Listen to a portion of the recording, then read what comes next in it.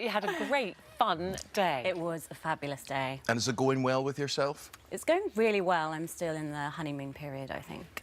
And Sophie, what happens if you ever meet someone else? Will you have to divorce yourself? Well, so, I've been asked this a lot. I think divorcing yourself is quite harsh because it's quite a journey to get there to marrying myself. And divorcing yourself means that you couldn't live with yourself, which is not a great place to be. No, so, tricky place to be. Yeah, tricky.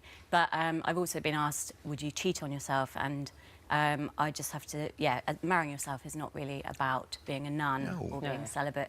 You can still embrace other meaningful relationships. Yes, and so because you've had relationships, you've had several boyfriends, you've lived with your boyfriends. Yeah. So, you know, it's not like you've always been on your own. No. So where did you decide to marry yourself? Why? Well, I guess it was a couple of years ago. I was sort of lying in bed one morning, having just recovered from quite a bad breakup.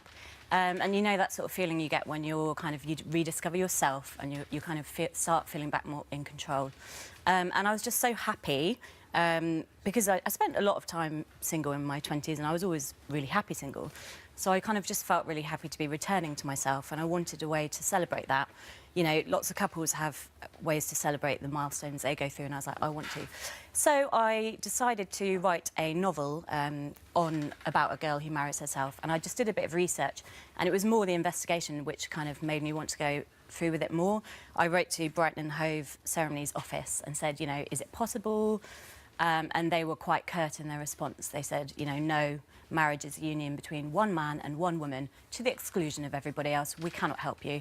And I don't like being told no, so I carried on. That made you even more determined? More determined. I did more research. I wrote this novel called Happily, which is very much about this, quite based on my life. And by the end of the book, I was so keen on the idea and the concept that I thought I need to do this myself.